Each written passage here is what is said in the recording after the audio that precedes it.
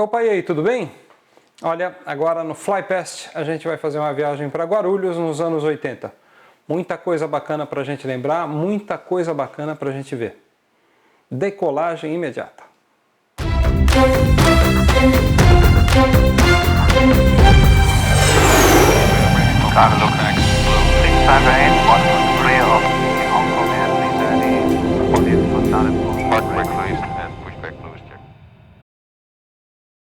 E aí, tudo bem?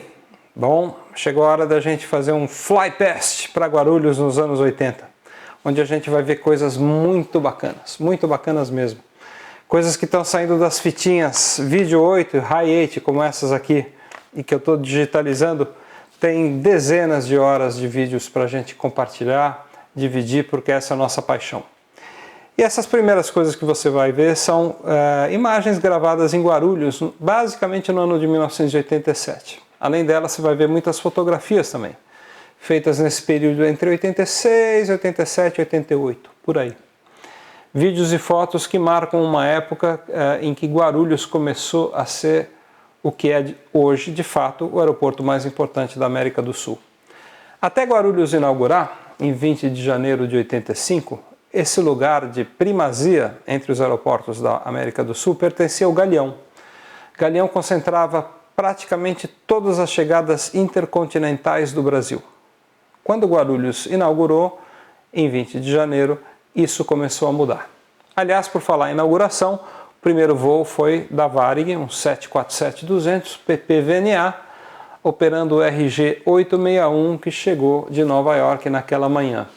E como era um dia de festividades, a VASP mandou um A300, matrícula PPSNL, e a Transbrasil mandou o 767-200 Papatango Tango Alfa Alfa, o primeiro com a asa azul, cheio de convidados, cheio de pessoas importantes que inauguraram dessa maneira o aeroporto de Guarulhos. Uma coisa importante, o aeroporto foi inaugurado, mas nem todos os voos foram para lá. Os voos que serviam Campinas, Viracopos, alguns foram, outros não. Então, por exemplo, a British Caledonian, que voava por Brasil, não mudou os voos para Guarulhos e ela deixou de operar para o Brasil e foi substituída pela British Airways, que iniciou os primeiros serviços para Guarulhos ainda com o Tristar. Eles nem usavam 747 no Brasil, usavam o Tristar, o Lockheed 1011 da versão 500. E eles tinham dois aviões nessa versão que eles usavam exclusivamente para o Brasil. Era a rota, acredito eu, mais longa operada por um Tristar regularmente, que era o Londres-Guarulhos. Outras companhias que vieram cedinho para Guarulhos foram a Canadian, na época não era Air Canada, era Canadian, que vinha com o DC-10. A gente teve também a maioria das sul-americanas, então Viasa, que vinha com o DC-10, a Avianca, que vinha com o 727, a gente teve a Lanchile, que vinha com o 707, depois com o 767-200, muitas vezes vinha com 737, a Ladeco, outra chilena, vinha com 727, a Linhas Aéreas Paraguaias, que vinha normalmente com o Boeing 707, às vezes com o Electra, e a Aeroperu, que vinha com o DC-8. E claro, Aerolíneas Argentinas, que mandava o seu 737-200, 727-200 e às vezes outros aviões, às vezes o 747, que operou bastante em Guarulhos. A Varig começou gradativamente a transferir os voos do Galeão para Guarulhos. Nem todos foram mudados da noite para o dia. A Varig levou alguns anos para mudar. E outras companhias que operavam em Viracopos, como por exemplo a Lufthansa, só mudariam em 1990, quando o 747-400 começou a operar no Brasil. Quando o 400 veio, houve a mudança para Guarulhos. A KLM foi provavelmente a última europeia a deixar Viracopos, isso lá para 92, 93. E a Swissair também foi uma das últimas a deixar Campinas. Quando Guarulhos inaugurou em 20 de janeiro de 85, os voos domésticos a jato não vieram para Guarulhos. Não, eles só vieram em agosto de 85. Ou seja, entre janeiro de 85 e agosto de 85, em Guarulhos a gente só tinha os voos internacionais. Os domésticos do Brasil vieram somente em agosto. E você sabe por que isso é uma tremenda de uma dor de cabeça? Você deve imaginar. As conexões. Imagina que você estava no Recife e ia pegar um voo internacional da Varig. Você saía de Varig e vinha do Recife até Congonhas, tinha que pegar um ônibus ou um táxi, ou um amigo te dar carona, para você ir para Guarulhos, para daí pegar um voo internacional da Varig. Ninguém merece, né? E na chegada a mesma coisa. Então a Varig descobriu que não dava para segurar isso por muito tempo, e em agosto de 85, Congonhas passou a ser um aeroporto praticamente fantasma. A partir de agosto de 85 e até o final de 1990, somente turbohélices operaram regularmente em Congonhas. Turbohélices e os jatos da VASP que iam fazer manutenção lá em Congonhas. Mas tirando esses voos de manutenção, Congonhas ficou dedicado aos Electras da Ponte Aérea e aos Fokker Bandeirante Brasília da Rio Sul e da TAM. Então isso é mais ou menos um rápido panorama do que aconteceu na aviação na cidade, no estado de São Paulo, e como Guarulhos mudou para sempre o panorama da aviação comercial brasileira. Sim, porque Guarulhos passou a ser o principal aeroporto da América do Sul e passou a servir aquela que é a maior economia dentre todas as cidades da América do Sul, a maior economia do continente. Afinal, São Paulo merecia ter um aeroporto de porte. Isso foi resolvido com Guarulhos e é o que a gente vai ver e está vendo agora.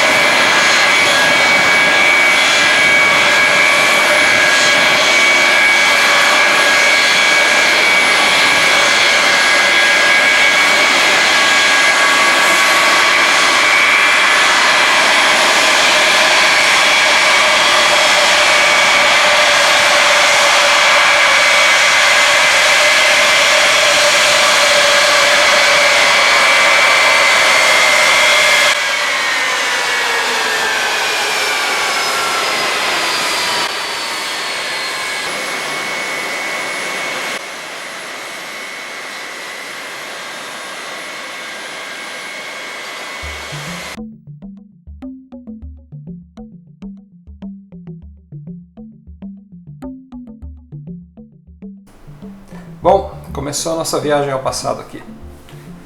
Acho que você vai curtir muito. Foi uma época muito maravilhosa. Eu sempre adorei ver o tráfego da América do Sul, meio antiquado, meio... alguns tipos clássicos. A Canadian, que vinha de DC-10, antes de ser substituída pela Air Canada. A Ladeco, outra clássica, voava Guarulhos, Assunção, Santiago com 727. E a Lanchile trazia um pouquinho de tudo, como você já viu. Ah, isso sim é um clássico, Lloyd Aéreo Boliviano, grande operadora do Boeing 727. Mais tarde os outros tipos, mas o clássico mesmo era o 727, como esse 200 aí. Nossa querida TAP inaugurou Guarulhos com 1011, o Tristar, avião maravilhoso, muito bom de voar. E também da Península Ibérica vinha Ibéria com os DC-10, sempre uma bela visão. Essas fotos todas foram feitas do terracinho aberto, olha que espetáculo que era, lindo, né? Air France inaugurou Guarulhos já com 747-200, como esses dois que vocês estão vendo aí. E desde Buenos Aires chegou Aerolíneas Argentinas com seus 737-200 como esse e o maravilhoso 727-200 que você viu em vídeo também. Lindo, né? Aqui uma sacanagem de Jax voou algum tempo depois, mas eu incluí aqui. E a rainha dentre todas as companhias aéreas da história, Panam, a mais influente, a mais importante, maravilhosa, inesquecível Panam. Outro clássico, o DC-8 da Aeroperu, era uma alegria ver esse avião, da série 62, com esse motor charutinho, lindo, né? Muito lindo. Agora Brasil, um pouquinho de cruzeiro para vocês babarem, né? Quem é que não amava essa pintura, esse avião? Uma das combinações mais lindas. CJN, o 737-200. Também outro puro sangue. E o CJO, que depois foi perdido na Varig. Olha que linda essa. A300. De Jax, uma cargueira brasileira, operou pouco tempo, DC-8. E a nossa Varig, que colocou tudo que tinha para voar lá em Guarulhos. 27, 37. E claro, o clássico 707. Isso sim é uma maravilha de avião, né? Olha que espetáculo. Operou passageiros até 88. 727, isso é um bicho lindo, né? Mas o que deixava a gente mais empolgado era ver o DC-10 e o 747. Esses a gente babava. Essa era a pintura da Copa. Victor Mike India, Juliet, e a próxima foto é com o funesto finado VMK, aquele que se perdeu. Close com o colega da manutenção. DC-10 é DC-10, né, gente? Vamos combinar. Lindo, né? Ó o VNA. VNA. Esse é o VNB, segundo recebido. Esse aqui agora foi visto, é um outro ângulo, visto lá da base aérea. Ó, 300. E mais tarde, né? Essa foto aí é do 300. Sava, brasileira, operou pouco tempo com 727. Aqui é que está no coração, né? Transbrasil. Começou Guarulhos com 27, 67. E depois ela começou a receber os 737s, né? Para substituir esse aí, o 707. 707 foi embora, dando lugar ao Boeing 737-300. Na época que a Transbrasil tinha a frota mais moderna do Brasil. Mas olha que lindo, ó, 27. Esse não tem igual, né? Eu sei, você também acha, eu sei que você sabe, que você acha isso. A VASP, essa foto, por que tem tanto avião da VASP? Isso foi uma greve em 86 que eu fotografei. O Airbus, o Duzentola com a pintura intermediária. E essa é uma foto rara, 727-200, só teve dois assim. Aviasa da Venezuela, outra companhia clássica de tempos maravilhosos. E a nossa Linhas Aéreas Paraguaias, que operou esse DC-8 e operou também o 707. Bom, espero que você tenha curtido. Deixe o seu like e venha voar com a gente mais na sessão Flypast. A gente vai fazer várias e várias viagens no passado. Essa foi apenas uma delas. Tá bom? Grande abraço e bons voos.